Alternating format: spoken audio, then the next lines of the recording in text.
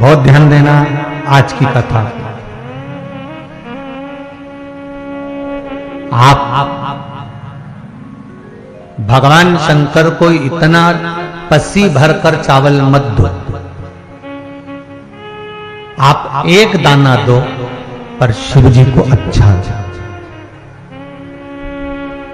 सारे देवताओं को जो भी तुम सामग्री चढ़ाओगे वो थोड़ी बहुत टूटी फूटी होगी, चल जाएगी, पर शंकर भगवान कभी ये नहीं कहते कि तुम मुझे ढेर दो।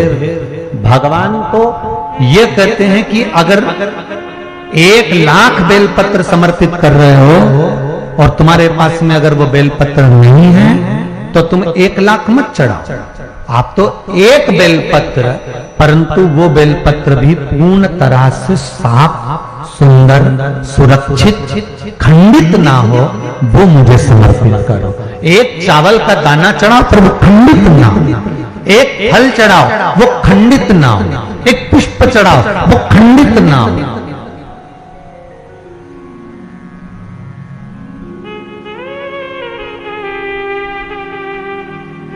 मेरे हाथों से, शिव कहते हैं मेरे हाथों से मेरा पुत्र खंडित हो गया था, उस दिन से मैंने वचन दिया है माता पार्वती को कि खंडित वस्तु स्वीकार नहीं करूंगा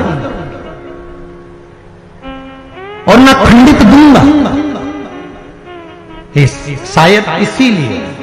शायद इसीलिए ये चरित्र कथा है कि जिस नारी का गर्भ 2-3 महीना ठहरने के बाद में गर्भ गिर जाता हो, 4 महीना ठहरने के बाद गर्भ गिर जाता हो, गर्भ बच्चा पूर्ण नहीं होता हो, या बच्चा कहीं शरीर के अंदर डॉक्टर कह रहे हैं सोनोग्राफी में कि ये विकलांग है, बच्चे के पांव में या मुख में या शरीर में पानी भरा गया है, ये सुरक्षित नहीं होगा, ये बुद्धि से कमजोर होगा, या ये बच्चा ऐसा विकलांग होगा, तो उसी समय पर जैसे ही डॉक्टर ने कहा वैसे ही एक श्रीफल, और वो श्रीफल खंडित नहीं होना चाहिए, उस श्रीफल पर जो नारी है गर्भ से है, उस नारी का सिर से लेकर एड़ी तक एक लच्छा मतलब मौली मतलब नाड़ा जो हाथ में बांधते हो कलेवा, उसको नाप कर श्रीफल पर भगवान शंकर का नाम लेकर उस स्त्री का नाम और गोत्र बोलकर बांधकर भगवान शंकर के चरणों में ले जाकर रख दीजिए, फिर वो बच्चे की जवाबदारी शिव की हो जाएगी, फिर शंकर की, क्योंकि शिव ने माता पार्वती को वचन दिया था कि मैं खंडित नहीं दे सकता।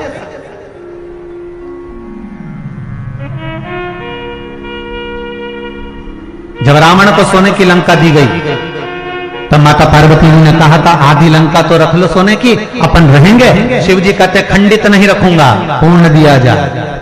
सारे देवताओं के मंदिर में नारियल फूटता है, हनुमान जी के मंदिर में नारियल फूटता है, राम जी के मंदिर में नारियल फूटता है, देवी जी के मंदिर में नारियल फोड़ा जाता है, पर शंकर जी के मंदिर में नारियल नहीं फोड़ा जाता। आखा की आखा दिया जाता है कि पूर्ण दीजिए, बेलपत्र पूर्ण दीजिए, फल पूर्ण दीजिए, एक चावल का दाना भी दे रहे हो तो पूर्ण दीजिए, उसमें खंडितता का भाव ना हो। बस शंकर को अगर शंकर मान लिया, शिव को शिव मान लिया, मेरे ओघड़दानी मेरे शंकर को महामृत्युंजय मान लिया, मेरे शंकर को अगर विश्वास कर कर आपने भज लिया तो यह पक्का है कि ऐसा कोई रोग नहीं जिसका कोई इलाज नहीं, मेरा शिव उसका इलाज कर ही दे।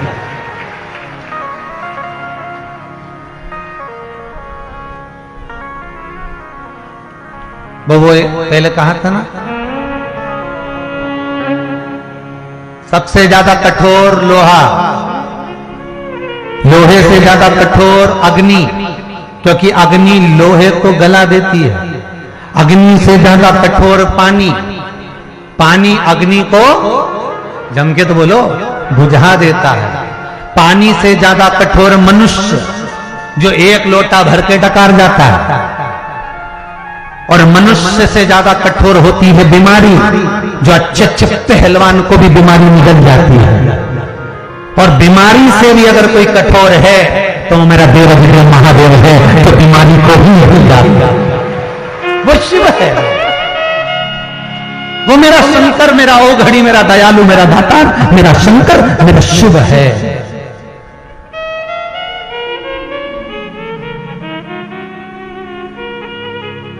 अगर बीमारी भारी है तो शिव भी तो भारी है, अगर बीमारी भारी है तो शंकर भी तो त्रिपुरारी है। आप भजो तो उसका स्मरण तो करो, उसका कीर्तन तो करो।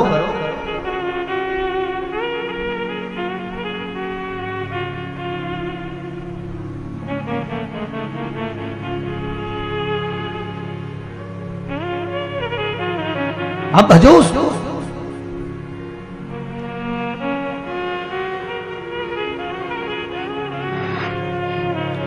मैंने तेरे ही भरोसे भोले, तेरे ही भरोसे हवा बिच उड़ती जावांगी। बाबा डोर हथो छठी ना में कटी जाऊंगी। सतगुरु में तेरी पतन, ओ भोले में तेरी पतन हवा बिच उड़ती जावगी। बाबा डोर हथ छठी नाम में कटी जावगी। ये शिव है। नचिकेता ने सत्य कह दिया।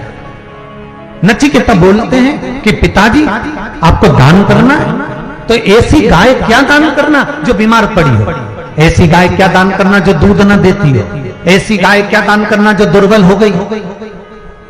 और एक हम अपने दादा और परदादा के लिए, उनके जाने के बाद अपने माता पिता दादा परदादा के लिए अगर गौ दान करते हैं, 12वें के दिन 13वें के दिन 10वें के दिन अगर ब्राह्मण को गाय भी देते हैं तो ऐसी गाय बुलवाते हैं जो किसी काम की नहीं। आ जाएगी वो 2000 3000 में, 4000 में, 500 रुपए, 1000 2000 में। तुम्हें तो गाय दान कर कर पिंड छोड़ाना है।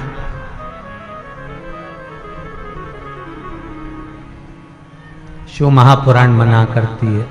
शिव पुराण एक बात कहती है, थोड़ा सा आप लोगों को भले इस पुराण में हमारी बात बुरी लग जाए तो लग जाए। शिव पुराण कहती है कि आप गाय दान नहीं कर सकते।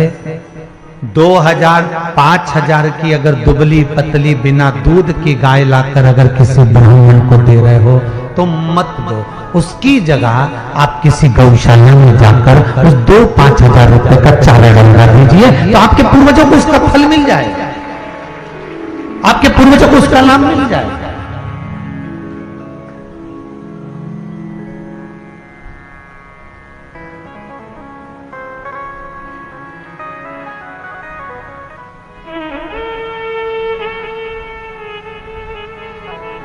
अब दो हाले कोसा में है गौशाला है, कितनी गाय है? 200। ठीक चल रहा है? गौशाला ठीक चल रही है?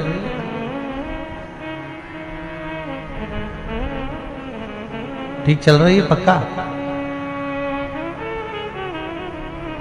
और नहीं अगर दिक्कत हो गौशाला में तो आज जितना भी दान आए यहाँ का सब गौशाला में पहुंचा। जितनी भी चढ़ोतरी आए, आज का जितना दान आए सब गौशाला में ले दो। गौशाला में गौ माता प्रेम से चारा पावे, पानी पिए और आराम से रहे, इससे ज्यादा कोई सुख नहीं हो सकता। पहुंचा सुखी रहना चाहिए। ऐसा दान किसी काम का नहीं।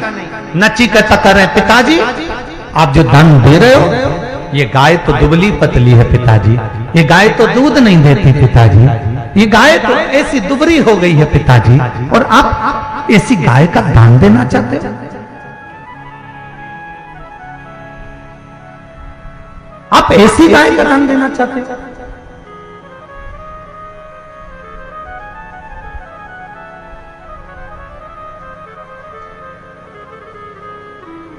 दे दो। पिताजी ने जैसे ही कहा मैंने गाय मंगवाई है, तुम गाय लेकर आओ और मेरे को दान करना है। पिताजी को ज्ञान दे रहा था नचिकेता। बाजीश्रवा पिताजी को ज्ञान दे रहा है नचिकेता, और नचिकेता ने जब बाजीश्रवा को ज्ञान दिया, बाजीश्रवा को क्रोध आ गया कि मेरा पुत्र मुझे ज्ञान दे रहा।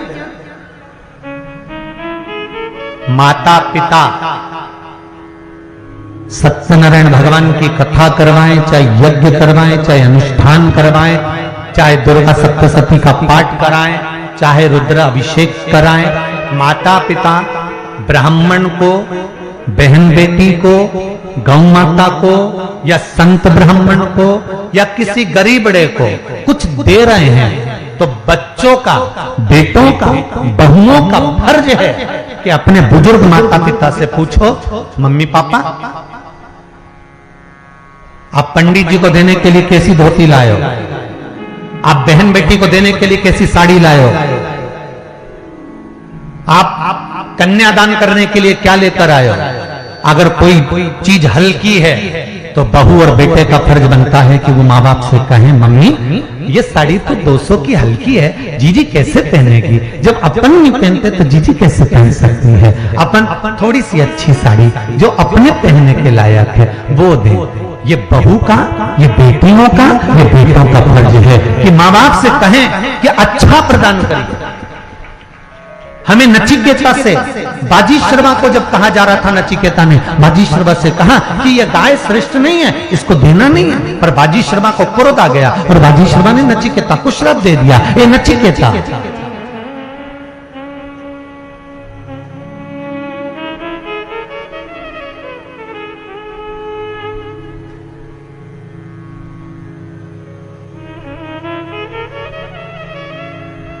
ए नचिकेता,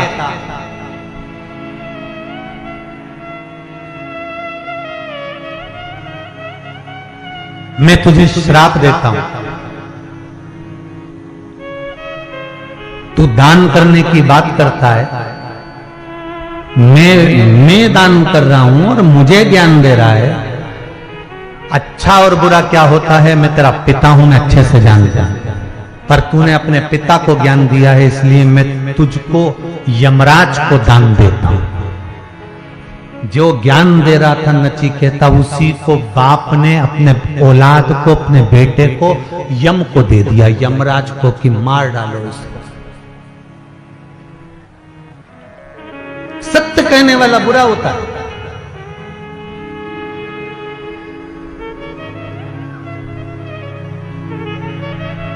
जो सत्य कहेगा ना वो बुरा, बहुत बहुत बुरा होगा महाराज।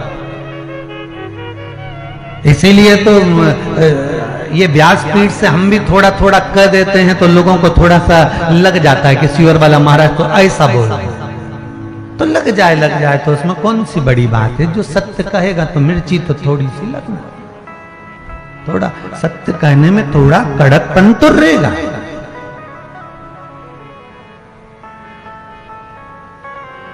कई पति नरक चले गए झूठ बोल बोल के।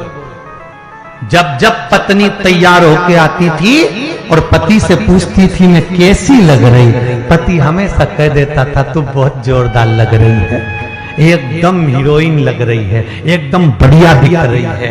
पर एक बार दिल से नहीं कह पाया कि तू ऐसी लग रही जैसे हरी घास में भैंस चल रही। एक बार नहीं बोल पाया, क्योंकि बोल देता तो ये ही हालत खराब कर देगा। वो जब तैयार होके बाहर आए तब ये तारीफ करे, बहुत जोरदार लग रही, बहुत जोरदार लग रही। और एक आध दिन तैयार होके आई और बाल खुल्ला और बिंदी लाल, आंख में काजल और दांत थोड़े बाहर और मुंडा पे लिपस्टिक, और जो धम्म से सामने आई और आते से पूछे भेरू कैसी, तो भेरू पांव पड़ के कह दे जगदम्बा पावागढ़। तू तो अब सत्य नहीं बोल सकता बेटा, सत्य बोले तो बोले कैसे। यहां तो सत्य बोलने वाले का मुंह बंद कर दिया जाता है। दिवाली के दिन एक छोटा सा बच्चा, दीपावली के दिन सवेरे सवेरे चिल्ला रहा था राम नाम सत्य है, राम नाम सत्य है, राम नाम सत्य सत्य। मम्मी कपड़े धो रही थी, थोड़ी देर बाद इसको धो दिया।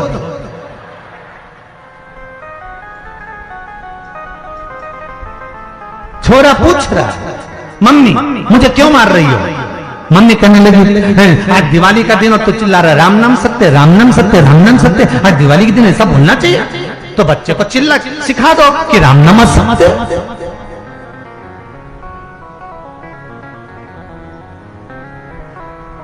अरे हम तो कहते हैं दिवाली और होली मिलने जाओ तो हैप्पी होली हैप्पी दिवाली मत कहो, डायरेक्ट जाकर कहो काका जी राम नाम सत्य है।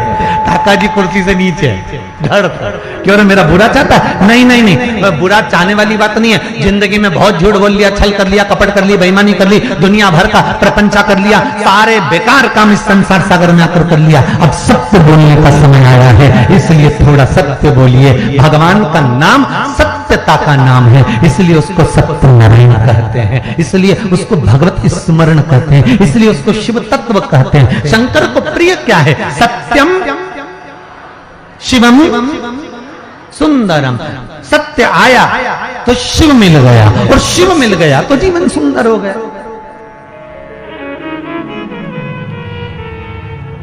नचिकेता ने सत्य कह दिया।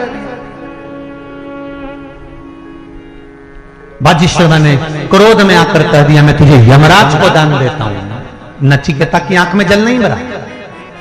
मृत्यु की खबर सुनकर लोग रो देते हैं, मृत्यु की सूचना पाकर लोग रो देते हैं।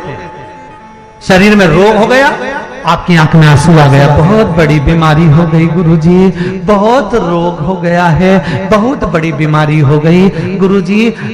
कोई ने कैंसर बता दिया, कोई ने ट्यूमर बता दिया, कोई ने ये बता दिया, कोई ने वो बता दिया। डॉक्टर कह रहे हैं कि अब तुम्हारे पास समय कम है गुरुजी। लोगों ने कह दिया कि समय कम है ना।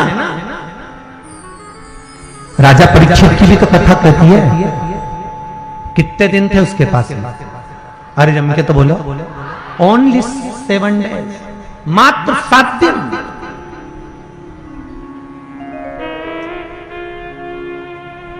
क्या करा उसने? राजा परीक्षित ने किया क्या? कुछ नहीं करा। सबसे पहले अपने बेटों को राजपाट दिया और असली गुरु की तलाश करने गए। और आज के जमाने में सबसे कठिन काम यही है, क्या? असली गुरु ढूंढना। क्योंकि आज के जमाने में असली घी नहीं मिले तो असली गुरु कैसे मिले?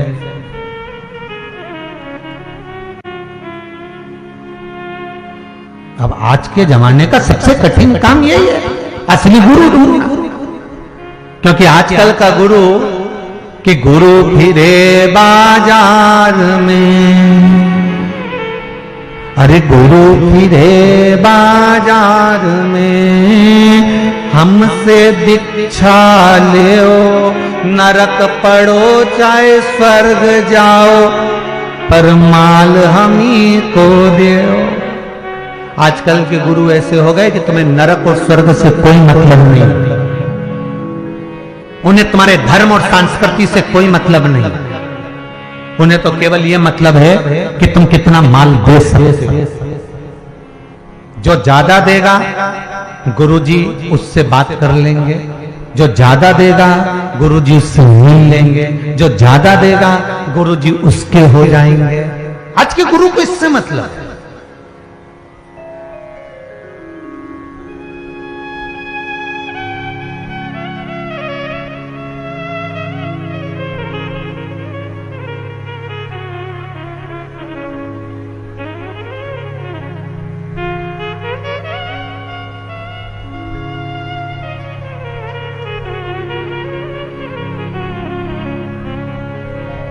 पर राजा परीक्षित ने असली गुरु की तलाश करी।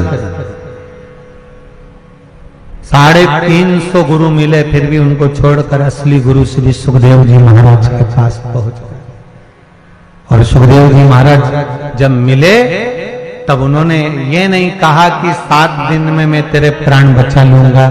सुखदेव जी ने कहा 7 दिन तेरे हैं बहुत है, मैं ये नहीं कहता कि तू बच जाएगा, ये पक्का है कि तू मरेगा, तेरे प्राण जाएंगे, पर इतना कहता हूं 7 दिन अगर तूने कथा सुन ली तो तेरा मन कथा में अगर लग गया, शिव में, राम में, कृष्ण में तेरा मन लग गया तो तक्षक नाग अगर डसेगा भी ना तो तुझे भान नहीं होगा। बड़ी अगर बीमारी हो जाए, बहुत बड़ा रोग हो गया, रोना मती, किसी गुरु की शरण में जाना और शिव महापुराण की कथा। अगर शरीर इतना बेकार हो गया कि तुम कथा के पंडाल में नहीं जा सकते, कथा सुनने नहीं जा सकते, इतनी बड़ी बीमारी हो गई तो एक काम करना, मोबाइल पर सुनना, आस्था चैनल पर सुनना, पर शिव महापुराण की कथा में चित्त दिल हृदय लगा लो। जो समय बचा है वो शंकर में लगा लो। शरीर बेकार हो गया ना, बीमारी बड़ी हो गई ना, रोग बड़ा गिर गया ना, नहीं ठीक हो रहा है ना, सारे इलाज करवा लिए ना, तो फिर शंकर को दे दो ये शरीर कि अब ये शरीर मैंने शिव को दिया, अब ये मेरा नहीं है, अब जो करेगा शंकर करेगा। दवाई भी खाऊंगा तो शंकर के भरोसे, इलाज भी करवाऊंगा तो शंकर के भरोसे, अगर ऑपरेशन भी कराऊंगा तो शंकर के भरोसे, अगर कुछ करना भी है तो शिव के भरोसे पर करूंगा, छोड़ दो शंकर पर। बीमारी हुई है ना। रामकृष्ण परमहंस स्वामी विवेकानंद जी के गुरु मां देवी से आमने और सामने बात करते थे। रामकृष्ण परमहंस, रामकृष्ण परमहंस जी मां जगदम्बा से आमने और सामने बात करते थे और उनका कैंसर हो गया। और स्वामी विवेकानंद जी हाथ जोड़कर कहते हैं, गुरुदेव आप देवी से बात करते हो, वो आपके सामने प्रकट होकर बात करती है। गुरुदेव एक बार तुम उससे कह दो ना कि तुम्हारा कैंसर समाप्त कर दे। गुरुदेव आप बोलो तुम मां से। रामकृष्ण परमहंस जी से बार बार स्वामी विवेकानंद ने जब विनती करी, तब स्वामी विवेकानंद जी के कहने पर रामकृष्ण परमहंस जी ने कहा, कल जब देवी मेरे सामने आएगी तो मैं बात कर लूंगा। स्वामी विवेकानंद जी ने एक कमरे में रामकृष्ण परमहंस जी को अंदर बिठाया और बाहर से दरवाजा लगाकर बैठ गए कि आज मेरे गुरुजी माता रानी से कहेंगे कि माँ मेरा कैंसर ठीक कर दो। जब रामकृष्ण परमहंस जी के सामने माँ कालका, माँ दुर्गा, माँ भवानी, माँ चामुंडा सामने प्रकट हो गई, माता ने पूछा, पुत्र पुत्र? हाँ मां, कैसा है बाबू, कैसा है? रामकृष्ण परमहंस जी मुस्कुरा के बोले, मां जब तक बेटा मां के सामने है ना तो खुश ही है ना मां। बेटा आज मैं कुछ तुझे देने के लिए आई हूं, पर तेरे कहने पर दूंगी। बेटा रोता है ना तो ही मां दूध खिलाती है, नहीं तो मां बच्चे को खिलौना देकर पटक देती है कि खेलते रहो। रामकृष्ण परमहंस जी से मां दुर्गा कह रही है, तू कहेगा। आज मैं दिल से कहती हूं रामकृष्ण परमहंस, मांग। ए परमहंस आज तू मांग ले, तुझे जो चाहिए तेरी मां तेरे सामने खड़ी है। रामकृष्ण परमहंस जी कहते हैं, मां एक वर दे दे, जब मेरे प्राण छूटे मैं तुझ में समा जाऊं, दिखूं नहीं संसार को, तुझ में समा।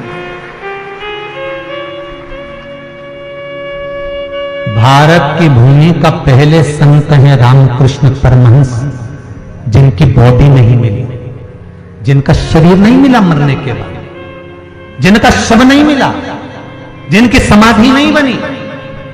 रामकृष्ण परमहंस भारत की भूमि के वो पहले संत हैं जिनकी बॉडी नहीं थी मरने के बाद, जिनका अंतिम संस्कार नहीं हुआ, जिनका शरीर नहीं था मरने के बाद। क्यों? क्योंकि जिस समय रामकृष्ण परमहंस जी के प्राण छूटे थे उस समय मां शेरा वाली दुर्गा भवानी रामकृष्ण परमहंस को गोदी में लेकर अपने हृदय में समा ली थी। रामकृष्ण परमहंस दिखे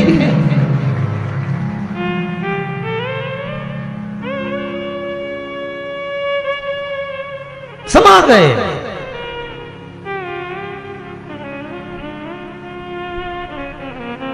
अगर बीमारी ज्यादा बड़ी है तो आप शरीर भगवान को दो, शंकर जी को दे दो। रोग बड़ा है, शंकर जी को दे दो। दवाई नहीं लग रही, शंकर जी को दो। क्यों उसको?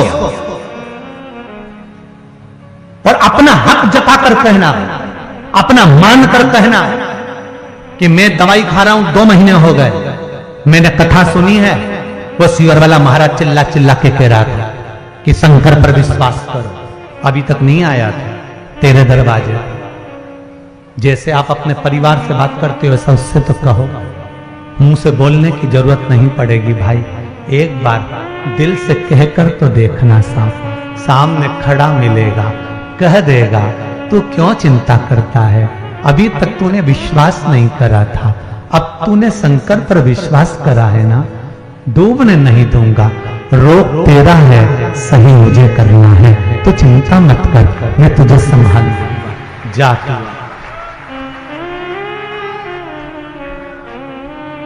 उसको कहो। कभी कभी ऐसा लगता है शिव सामने खड़ा हो जाता है, उसको पहचान।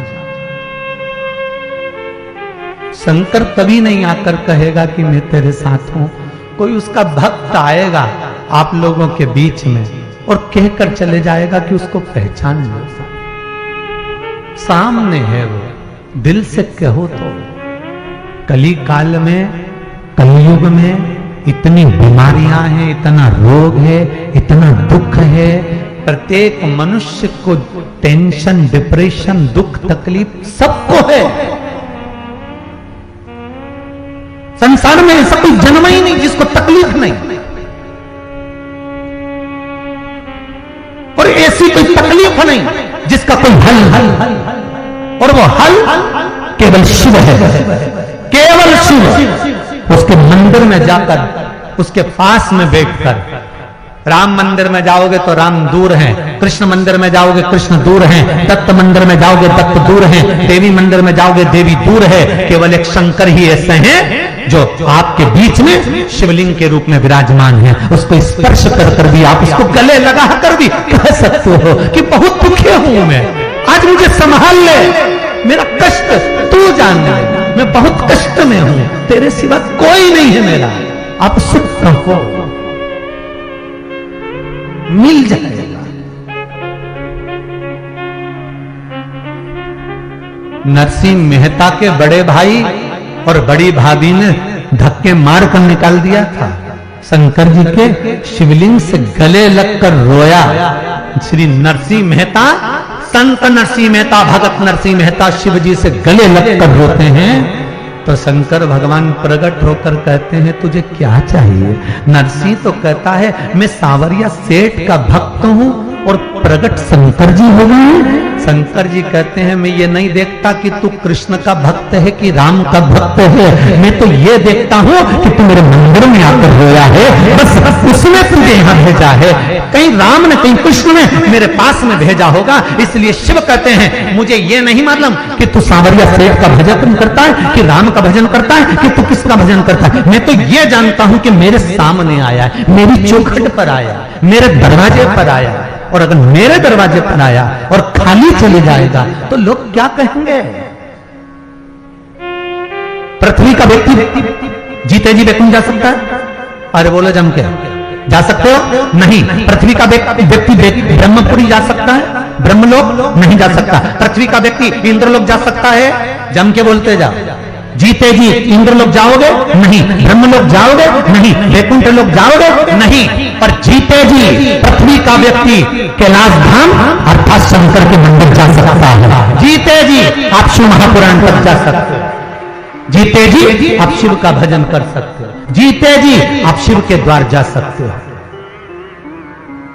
उससे कह सकते हो, चित्त वृत्ति उसमें लुटा सकते।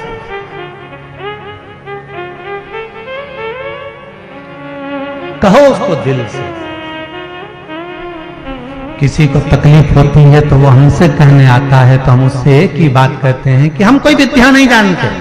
सीहोर वाले महाराज को ना पत्रिका देखना आती है ना ज्योतिषी आती है। सीहोर वाले पंडित प्रदीप मिश्रा को ना भाग्य देखना आता है ना भविष्य देखने आता है। और सीहोर का पंडित प्रदीप मिश्रा आप आए, ना आपके गांव का नाम जानता है, ना शहर का नाम जानता है, ना कागज पर लिखकर हम कुछ बता सकते हैं आपको कि आप क्या करते हैं, हमें कुछ नहीं मालूम। पंडित प्रदीप मिश्रा केवल एक काम जानता है कि उसने भी भगवान का भजन करा है, तो आपको भी उसी का दरवाजा बता सकता है कि सेठों में से वो बैठा हुआ है। जिस शंकर ने प्रदीप मिश्रा को संभाला, उसी शंकर का दरवाजा बता सकता है। जो व्यक्ति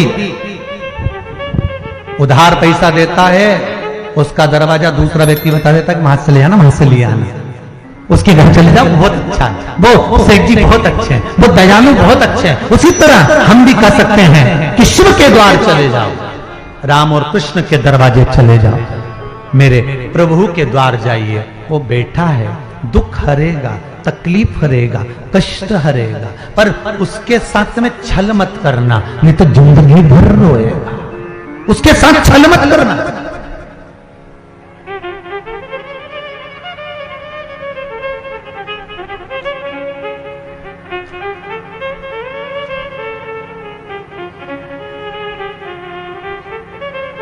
मौका देने वाले को कभी धोखा मत देना। जम के बोलिए, मौका देने वाले को कभी धोखा मत देना, और धोखा देने वाले को वापस मौका मत देना।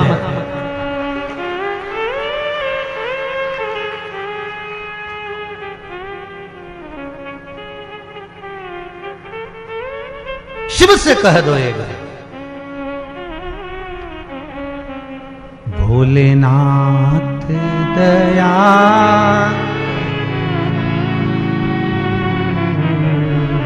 मैं तेरे भरोसे हूं। एक पशुपति व्रत शिव महापुराण का दिल से करो। एक बार नहीं सुनाना उसने, दूसरी बार करो। दिल से करना, परंतु दिखावे से। ये शिव महापुराण की कथा कई लोग कहते हैं, गुरुजी आप ऐसी बाजते हैं, वैसी बाजते हैं। हमको बाचना भी नहीं आता, हमें आता नहीं कुछ भी। वो तो बस शंकर जी बैठ रहे हैं, बाच रहे हैं, और आप शंकर जी के रूप में सुन रहे हैं, और जजमान शंकर जी के रूप में करा रहे हैं। कोई औकात नहीं इस प्रदीप मिश्रा की। कोई बहुत तुम्हारे जैसा हूं और तुम्हारे जैसा रहना चाहता हूं। दिल से कहता हूं, आनंद में रहना चाहता हूं। बहुत छोटा सा जीवन है, चाहे आप हो चाहे हम हो। एक छोटी सी चिड़िया जैसे सरोवर में पानी पीने आती है, उड़ जाती है। परमात्मा ने क्यों मनुष्य का हमको जीवन दिया है, ये क्यों मानव का शरीर बनाया और क्यों शिव पुराण बचवा रहा है, ये पता नहीं है। क्यों जनमानस तक पहुंचा रहा है, पता नहीं है। आज पूरा विश्व, भारत ही नहीं, चारों तरफ देश विदेश में लोग शिव पुराण को सुनकर अच्छा कर्म में अगर लग रहे हैं, तो कहीं शंकर चाहता होगा कि तुम्हें कष्ट से, बीमारी से दूर करे। पशुपति व्रत आप कर रहे हैं, नहीं सुन रहा ना, कहो उसको एक बार। कभी कभी कह दिया। आप जितने दिल से हमसे कहते हो ना, उतने दिल से उसको कहो, ओ बाबा मैंने तेरे ही भरोसे, दूसरा नहीं है मेरा कोई, केवल तेरे सहारे के बल पर जी रहा हूं और कुछ भी नहीं जानता।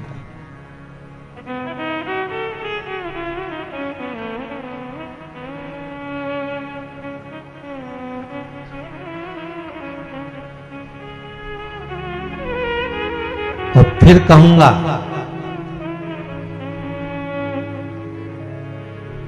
राष्ट्र के लिए, देश के लिए, सनातन धर्म के लिए अगर ये शरीर का एक एक केश भी चाहिए तो नोच कर ले जाना। ये राष्ट्र के लिए ये शरीर है, सनातनियों के लिए शरीर है, दे दो, उसके लिए बना।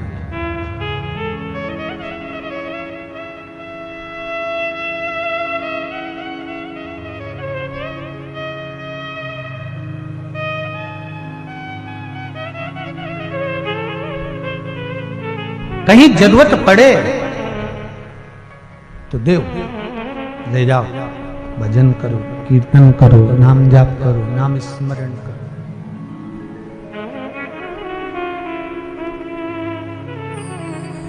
एक बात और कहना चाहेंगे, कहीं भोजन भंडारे होते हैं, नवरात्रि आएगी भंडारे चालू हो जाएंगे, श्रावण महीना आएगा भंडारे चालू हो जाएंगे।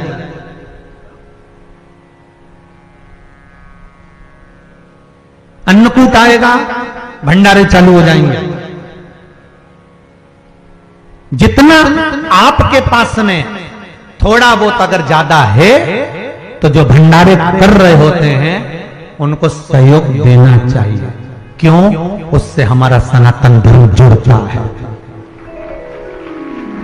भंडारे हो रहे हैं, दान करो, धर्म करो, पुण्य करो, सत्कर्म करो, पर भंडारा करवाने वालों से निवेदन है कि धर्म को धर्म रहने देना, धर्म को धंधा मत बना देना। नहीं तो धन एकत्रित करा, भंडारा भंडारा भंडारा का नाम पे इकट्ठा कर लिया, बाद में अपना ही भंडारा भर लिया। धर्म को धंधा मत होने देना। लगाओ, भंडारे में धन की जरूरत है, वैभव की जरूरत है, सत्ता की जरूरत, लगाओ, पर वहीं तक सीमित रखो कि हमें जनमानस के लिए करना है, खुद के लिए नहीं, खुद के लिए नहीं।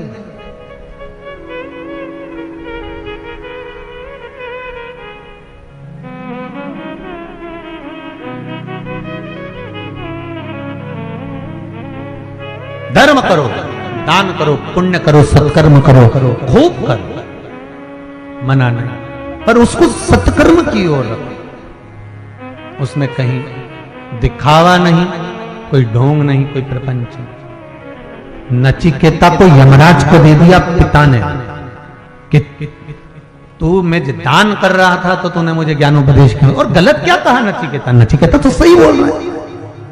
नचिकेता ने तो सत्य कहा कि आप गाय दान दे रहे हो, वो भी ऐसी गाय दान दे रहे हो जिस गाय का कोई मूल तत्व ही नहीं है, जो गाय दूध ही नहीं देती, जो एकदम दुर्बल है, जो एकदम बीमार है, एक कष्ट में, और ऐसी गाय दान दे रहे हो ब्राह्मण को।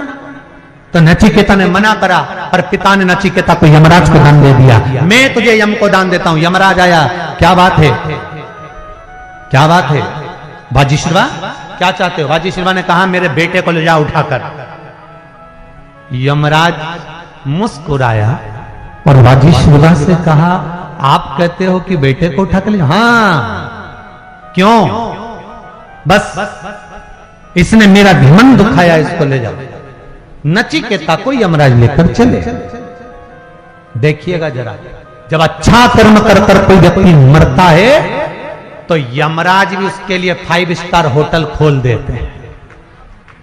अगर अच्छा कर्म कर कर कोई मरता है तो यमराज भी उसको 5 स्टार होटल खोल देते हैं। और अगर अच्छा कर्म करने की जगह बुरा कर्म कर कर मरते हो तो तुम्हारी हालत कैसी होती? देखो, अब बाप ने बेटे को यमराज के हाल छोड़ दिया कि इसको ले जाओ, और नचिकेता को लेकर यमराज जाने लगे तो यमराज हाथ जोड़कर नचिकेता से पूछते हैं, नचिकेता जी ये बताओ आपके लिए क्या व्यवस्था करूं मैं?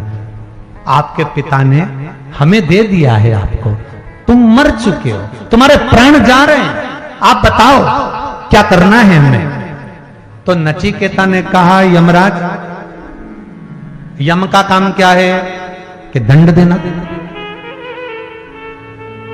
जब दंड देने का काम है तो आप हमें दंड दीजिए, आप हमें कष्ट दीजिए। यमराज कहते हैं कष्ट तो दे दें, मना नहीं है, पर आपने गलत क्या किया? आपने तो सत्य मार्ग बतलाया है ना, कि पिताजी से कहा कि ये गाय दुर्बल हो गई है, दूध नहीं दे रही है, मत दो, ये तो सच बोला, तो फिर आप हमें दंड दीजिए ना। तो यमराज कहते हैं सत्य बोलने वाले को यमपुरी में कभी दंड नहीं मिल सकता, उसको तो सम्मान मिलता है, उसको सम्मान मिलता। इसीलिए मेरे शंकर को सत्यम शिवम सुंदरम प्रिय है, मेरे शिव को सत्य प्रिय है। कहो, छाती ठोक कर कहो, सत्य कहो।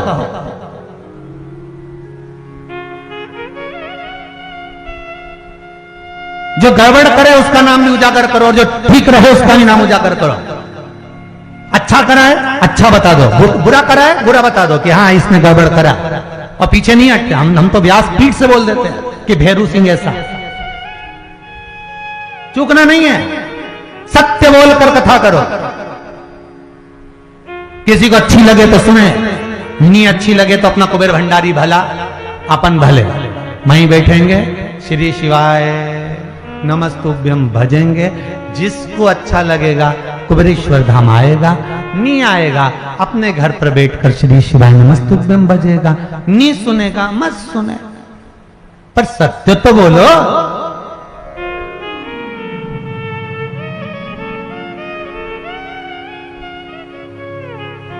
नचिकेता, हम तुम्हें लेकर चल रहे हैं, तुम जो चाहो मांग लो। नचिकेता कहते हैं कि यमराज का काम वर देने का नहीं है, यमराज का काम तो प्राण लेने का है। आप प्राण लीजिए, ले जाइए हमको। यमराज कहते हैं किसी की सामर्थ्यता नहीं, सतमार्ग पर अच्छे मार्ग पर नेक कर्म करने वाले को, सतमार्ग पर चलने वाले को, धर्म करने वाले को, धर्म की ध्वजा फहराने वाले को, भगवान के भजन करने वाले को, भगवत स्मरण करने वाले को कोई मार दे, ये किसी की सामर्थ्यता नहीं है। अगर भगवान ने हाथ पकड़ कर रखा है तो पांव खींचने वाला कितने खींच ले, गिरने नहीं देगा मेरा शंभू, वो पकड़ कर रखे। भजन शिव का करो। कितने लोग मंदिर जाते हैं शंकर जी को? हाथ उठाओ जरा। सब जाते हो? बहुत बढ़िया, रख लो, जाना चाहिए। जाओ, एक लोटा पानी ले गए, चढ़ा जाए। और जिस दिन पानी ले जाने का मन नहीं हो मत ले जाओ, मही की बेलपत्री उठा लो, धो लो, चढ़ा मत ले जाओ। तुमसे पानी ले जाते नहीं मैंने, बेलपत्री भी नहीं चढ़ाओ तो मंदिर के सामने से जब निकलो 2 मिनट रुक जाओ, थोड़ी सी स्माइल दो, चल दो। स्माइल से तो ना जाने कितने पट गए, तो शिव नहीं पटेगा एक स्माइल।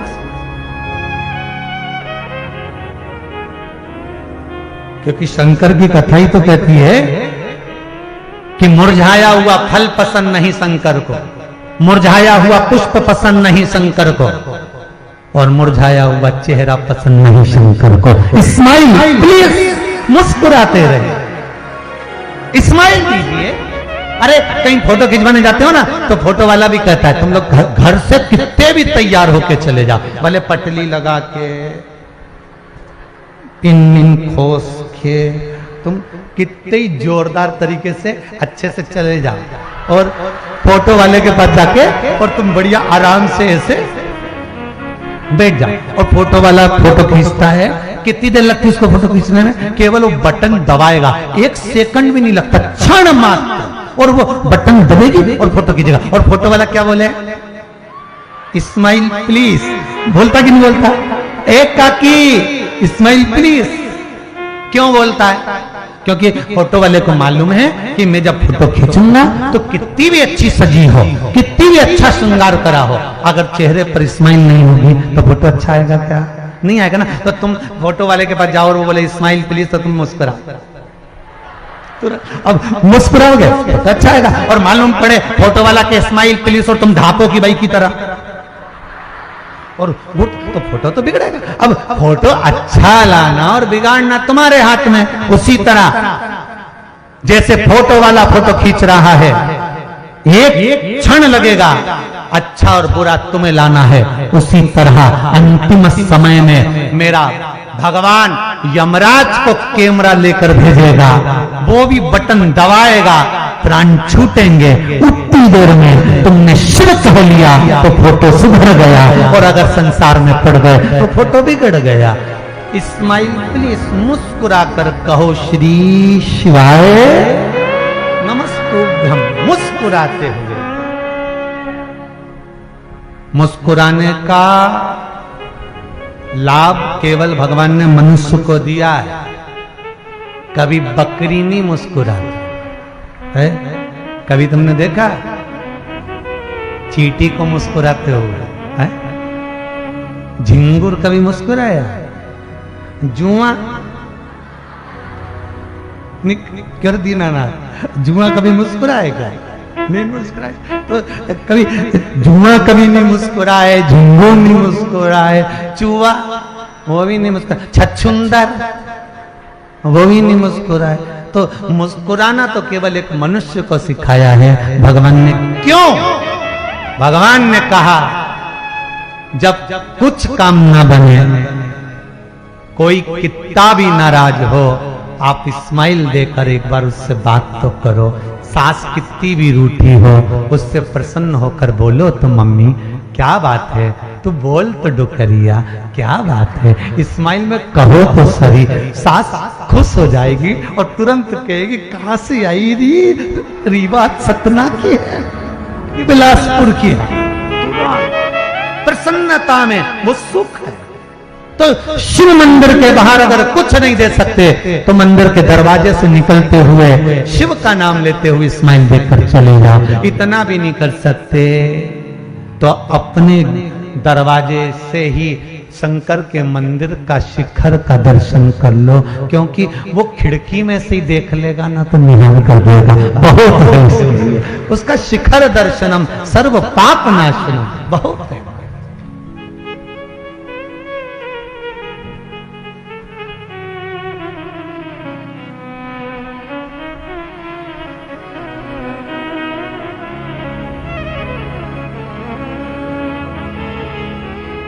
शिव की शरण में आ जा, भोले की शरण में एक बार आ जा, भोले की शरण में एक बार आ जा, भोले की शरण में। भगवान ओ घरधानी, त्रिकालदर्शी, कैलाशी, अविनाशी शिव तत्व को हमें जानना। शिव कोई साधारण नहीं है महाराज। शंकर को पहचानना, जानना, शिव को स्मरण करना सरलता नहीं। कहा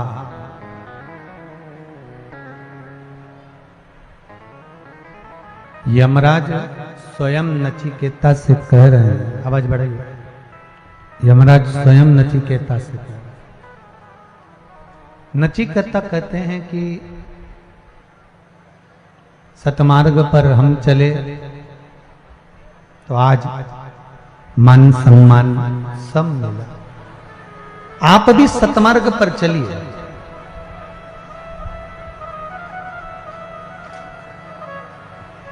और अच्छे मार्ग पर चलोगे तो अच्छा मिलेगा जरूर। श्रेष्ठ मार्ग पर चलोगे तो श्रेष्ठता ही मिलेगी। शिव महापुराण की कथा कहती है, शिव पंचायत में गणेश जी, भगवान विष्णु, भगवान शिव, मां दुर्गा और सूर्य नारायण भगवान, ये 5 देव पंचायत के जीव का कल्याण करने वाले। समय आया, माता पार्वती जी के साथ में जब शिव जी का विवाह हो गया, षडानंद कार्तिकेय जी का जन्म हो गया। कार्तिकेय जी के जन्म का कारण तारकासुर का संहार था।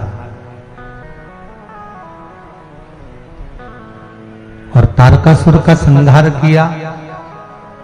तारकासुर के पुत्र थे तारकाक्ष, विदुम्माली और कमलाक्ष।